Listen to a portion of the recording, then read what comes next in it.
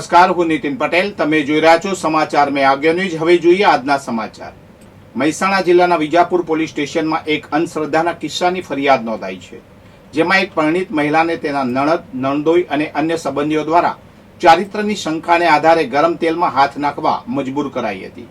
આ અંધશ્રદ્ધાના કિસ્સાએ સમાજમાં ચકચાર મચાવી દીધી છે.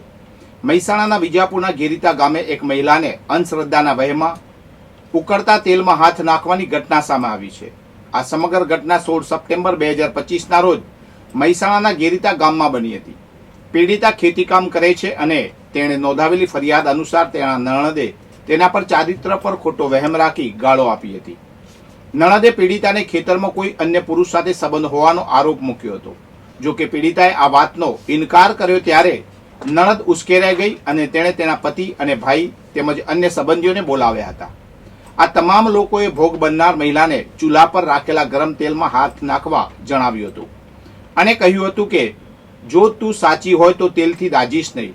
જ્યારે પીડિતાએ હાથ નાખવાની ના પાડી ત્યારે નણંદે તેને માર માર્યો હતો અને બળજબરીપૂર્વક તેના હાથ ઉકળતા તેલમાં નાખ્યા હતા. પીડિતા ના પાડતી રહી છતાં નણંદ, નણદોઈ અને અન્ય સંબંધીઓએ બળજબરી કરીને તેનો હાથ ઉકળતા તેલમાં નાખ્યો હતો, જેના કારણે તે દાજી ગઈ હતી. એટલું જ નહીં, નણંદે તપેલીમાં ગરમ તેલ લઈને પીડિતાના જમણા પગ પર રેડ્યું હતું, જેને કારણે તેને ગંભીર ઈજા થઈ હતી. આ ઘટના બાદ પીડિતાના પતિ તેને સારવાર માટે હોસ્પિટલ લઈ ગયા હતા. હાલ વિજાપુર પોલીસ સ્ટેશનમાં નણંદ અને અન્ય આરોપી વિરુદ્ધ ગુનો દાખલ કરવામાં આવ્યો છે. મહેસાણા જિલ્લાની 2 દિવસીય મુલાકાત દરમિયાન રાજ્યપાલ આચાર્ય દેવવ્રતજીએ સતલાસણા તાલુકાના જસપુરિયા ગામે રાત્રિ સભા બાદ પ્રાથમિક શાળામાં રાત્રિ રોકાણ કર્યું હતું. રાજ્યપાલ શ્રીએ શાળાના સામાન્ય ઓરડામાં રાતવાસો કર્યો હતો. આજે સવારે પ્રાથમિક શાળામાં અભ્યાસ કરતા બાળકો સાથે સહજ સંવાદ કરી રાજ્યપાલે બાળકોને શિક્ષણનું મહત્વ સમજાવી ઉચ્ચ અભ્યાસ કરીને જસપુરિયા ગામનું અને દેશનું નામ રોશન કરવા શુભેચ્છાઓ પાઠવી હતી.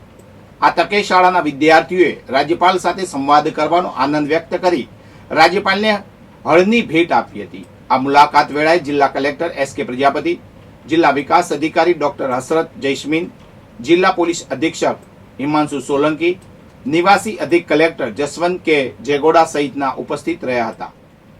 રાજ્યપાલ આચાર્ય દેવવ્રતજીએ આજરોજ બનાસકાંઠા જિલ્લાના વડગામ તાલુકા ખાતે આવેલ મુક્તેશ્વર ડેમની મુલાકાત લીધી હતી. આ પ્રસંગે રાજ્યપાલે જળાશયનું નિરીક્ષણ કરી તેની હાલની સ્થિતિ અંગે વિસ્તૃત માહિતી મેળવી હતી. તેમણે અધિકારીઓ પાસેથી પાણીની ઉપલબ્ધતા, સિંચાઈ તથા પીવાના પાણી માટેનો ઉપયોગ વિશે વિગતવાર માહિતી મેળવી માર્ગદર્શન પૂરું પાડ્યું હતું. મુક્તેશ્વર જળાશય એ વડગામ તાલુકાની સૌથી મોટી જળાશય યોજના છે. આ જળાશય યોજના થકી બનાસકાંઠા અને મહેસાણા તાલુકાના 31 થી વધુ ગામોને સિંચાઈનો લાભ આપવામાં આવે છે. સરસ્વતી નદી પર આવેલું આ જળાશય ચાલુ વર્ષે સાર્વત્રિક વરસાદ નોંધાતા સંપૂર્ણ વરસાદી પાણીથી ભરાયું છે.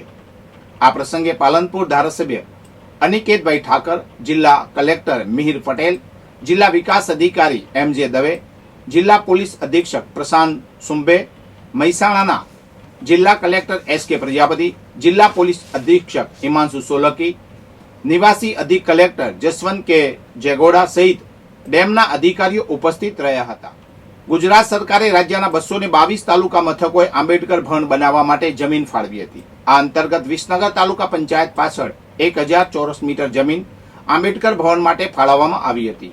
જો કે આ જગ્યા પાલિકા ભવન બનાવવા માટે આપી દેવાતા આંબેડકર ભવન માટેની ફાળવેલી જમીન ઉપલબ્ધ થઈ ન હતી. આ અંગે સમાજના લોકોએ રજૂઆત કરતા તેમણે જણાવ્યું હતું કે સરકારે આ યોજના બંધ કરી દીધી છે. હાલમાં બાકી રહેલી 620 ચોરસ મીટર જમીન પર જય ભીમ અનુસૂચિત જાતિ સેવા અને શૈક્ષણિક મંડળ વિસનગર દ્વારા દાવો કરવામાં આવ્યો છે. નગરપાલિકા સામેની જગ્યા પર આ જમીન આંબેડકર ભવન માટેની હોવાના બોર્ડ પણ લગાવવામાં આવ્યા છે. સમાજની માંગણી છે કે સરકાર 225 તાલુકામાં આંબેડકર ભવન બનાવે.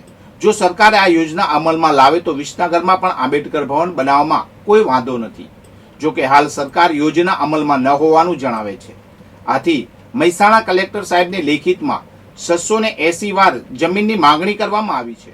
સમાજ જંત્રી ભરીને પોતાના ફંડ ફાળાથી ભવન બનાવવા તૈયાર છે. કલેક્ટર કચેરીમાંથી યોજના અમલમાં ન હોવાનો જવાબ મળતા કલેક્ટરના હુકમ વિરુદ્ધ મહેસૂલ વિભાગમાં કાર્યવાહી ચાલુ છે. જો મહેસૂલ વિભાગ આ માંગણી પૂરી નહીં કરે તો સમાજ દ્વારા આ મામલે હાઈકોર્ટમાં લડત આપવાની ચીમકી ઉચ્ચારવામાં આવી છે.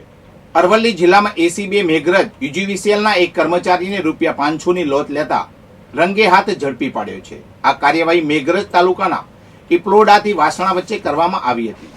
પ્રાપ્ત માહિતી અનુસાર મેઘરજ તાલુકાના એક ગામમાં વીજ ગ્રાહકના ઘરે વીજ કનેક્શન પીડીસી થતા વીજ વિભાગ દ્વારા મીટર કાઢી લેવામાં આવ્યું હતું. વીજ બિલ ચૂકવ્યા બાદ મીટર ફરીથી લગાવવા માટે યુજીવીસીએલના વાયરમેન RL તાબિયાર રામભાઈ તાવિયાર દ્વારા ₹1500ની લાંચની માંગણી કરવામાં આવી હતી. લાંબા સમયની વાતચીત બાદ આખરે ₹500નું નક્કી થયું હતું. ગ્રાહકે આ અંગે અરવલ્લી એસીબીનો સંપર્ક કર્યો હતો. એસીબીને તેમણે છટકું ગોઠવીને વાયરમેન RL તાબિયાને ગ્રાહક પાસેથી ₹500ની લોચ લેતા રંગે હાથ પકડી પાડ્યો હતો. અરવલ્લી જિલ્લા એસીબી પીઆઈ તોરલ પટેલ અને તેમની ટીમે આ સફળ ટ્રેપ પાડી હતી. એસીબીએ વીજકર્મી વિરુદ્ધ કાયદેસરની કાર્યવાહી હાથ ધરી છે. વધુ સમાચાર માટે જોતા રહો સમાચાર મેં આગે ન્યૂઝ. નમસ્કાર.